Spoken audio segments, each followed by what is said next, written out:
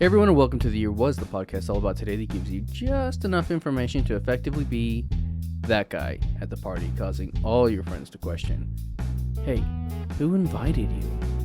Like, seriously, why are you here?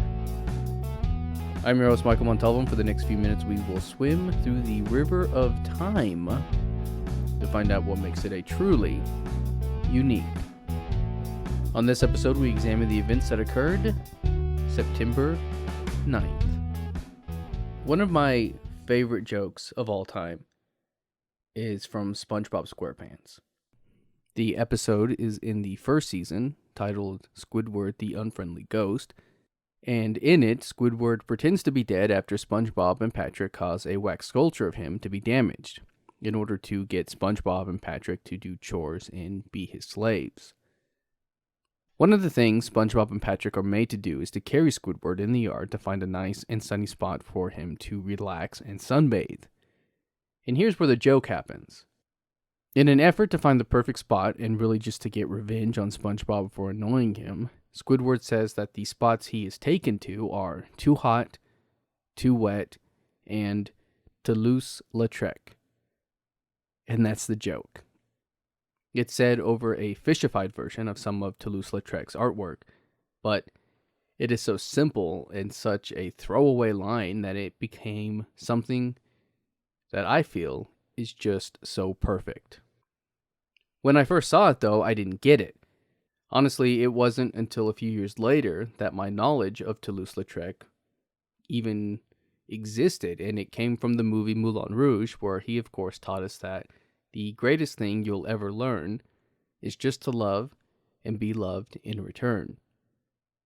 Added to that, as we know, seasons may change from winter to spring, storm clouds may gather, and stars may collide. But throughout the 21 years of SpongeBob,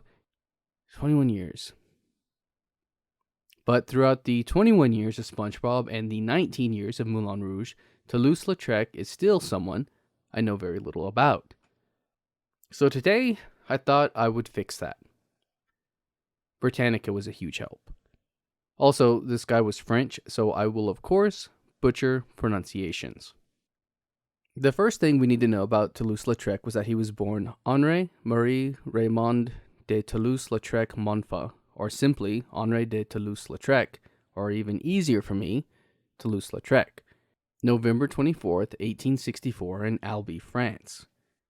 His parents were Adele and Alphonse, and actually were first cousins. It's thought that they came from various instances of inbreeding themselves. You can actually trace his family history back to Charlemagne, and that may have been a reason for the inbreeding. I'm not really sure. Now, because of this inbreeding, Toulouse-Lautrec and his cousins suffered from some ailments, but we'll talk about that a bit later. In addition to his lineage, his family was wealthy and as aristocrats. If you've never heard that joke, I won't ruin it, but I do caution you about it. As aristocrats, they had a love of sports and art. There was a history of draftsmen in his family, and because of this, Toulouse-Lautrec took up sketching at an early age, some reports saying 8, while others 10. His interest in art, aside from it running in his family, may have been born from having been incapacitated as a teen due to broken thigh bones in 1878 and 1879. His legs stopped growing because of these injuries, and along with their painful treatments, would actually cause walking problems for him and contributed to his adult height of 4.5 feet. While he had an interest in art, it wasn't until 1881 that he decided to become an artist. His first teacher would be René Pronsteau, who was actually a friend of the family. After only a year, though, he would move on to Léon Bonnet by the end of 1882, but their relationship would not be as good as the one that he had with Pronsteau. Bonnet disapproved the slapdash approach of the Impressionists that Toulouse-Lautrec took, and called the artwork he produced atrocious. Following this, in 1883, Toulouse-Lautrec joined the studio of Fernand Corman and entered a more positive atmosphere. Corman, who was a bit of a celebrity at the time, had many guests in his studio, including Vincent van Gogh, or Van Gogh, if you prefer, and Emile Bernard. In this setting, Toulouse-Lautrec flourished, having much more personal freedom to develop his own style and his own artworks. Corman even went as far as to select Toulouse-Lautrec to assist him in the illustrations for the definitive edition of the works of Victor Hugo, although none of his drawings made it in the final cut. What's interesting is that in either scenario of a restrictive or a supportive environment, one can begin to feel trapped or unchallenged. And in a letter to his uncle in 1883, he wrote, "Corman's corrections are much kinder than Bonnet's were. He looks at everything you show him and encourages one steadily. It might surprise you, but I don't like that so much. You see, the lashings of my former master pepped me up, and I didn't spare myself." He just got bored with it all because all he was made to do in the academic world of art was just to copy. Eventually, as many a delinquent or the unchallenged soul will do, he began to appear less and less in class before renting his own studio in Paris and began painting portraits of friends.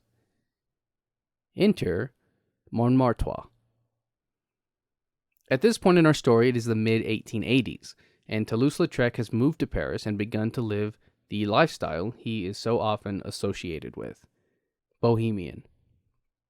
He became something of a documentarian for the everyday life of Montmartre and became a frequent visitor of the cafes, cabarets, and friend to entertainers and artists of the time and area. He became friends with singer Brouillon, who owned a cabaret and offered Toulouse-Lautrec a place to showcase his artwork. This boosted his visibility in the area, which resulted in him becoming a known figure and an in-demand artist, as he began to receive commissions for his work. Inspired by other artists such as Edgar Degas, Toulouse-Lautrec set out to capture the effects of movement in his work and achieved this by producing freely moving lines that do not strictly adhere to the rules of human anatomy. This can be seen in a great deal of his artwork, including the circus paintings, as well as the 30 posters he would create for the famed Moulin Rouge. His work began to appear in shows around the world, including the Exposition des 20 in Brussels and the Salon des Indépendants in Paris. In all, he had many successful and happy years as an artist in Paris. Here's where things take a turn. Toulouse-Lautrec had an adult body on what were essentially dwarf legs, and he often wrote derogatory statements about himself as he disliked his own appearance. He also had an increasing number of ailments, including syphilis. He began drinking heavily, mostly absinthe, in the late 1890s, and by 1899 he had a mental collapse that may have been caused by the sudden departure of his mother, whom he was very close to, but interpreted her act of leaving Paris as one of betrayal. He was committed to a sanatorium, Neuilly-sur-Seine, where he was formally committed March 31st, 1899, but chose to stay until mid-May. By spring 1900, he began drinking again, and then in what I'm sure you thought I would never get to. The year was 1901, and on this day, September 9th, Henri de Toulouse-Lautrec died at age 36 at the Château de Marlerome in Saint-André-de-Bois of complications from alcoholism and syphilis. Remember when I said we would talk about his ailments? Other than his drinking and the syphilis, it's thought that Toulouse-Lautrec also suffered from pycnodysostiosis, which is a rare and inherited disorder. This disorder causes malformation of bones, with brittle bones and abnormalities on parts of the body such as the face and hands often being associated with it. Pycnodysostiosis was named after Toulouse-Lautrec and can be treated, but is not something that can be cured. According to Healthline.com, having Toulouse-Lautrec syndrome alone doesn't necessarily affect life expectancy. If you're otherwise healthy, you should be able to live a full life with some precautions and the ongoing involvement of a team of healthcare professionals. Because the condition is so rare, not a lot is really known about it. In fact, only around 200 cases have been documented. And to end this episode on something of a fun note, Toulouse-Lautrec collected recipes. and a cookbook, which collected them all, was published posthumously.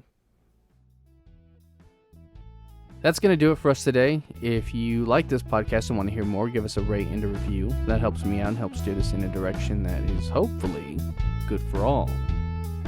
If you're watching this on YouTube, you can find the audio version on your podcast app of choice. You can find me on social media and at YouTube at the Apple Cider Club. And as always, I want to thank the Tim Kreitz Band for our musical theme. And thank you for listening. We'll see you next time.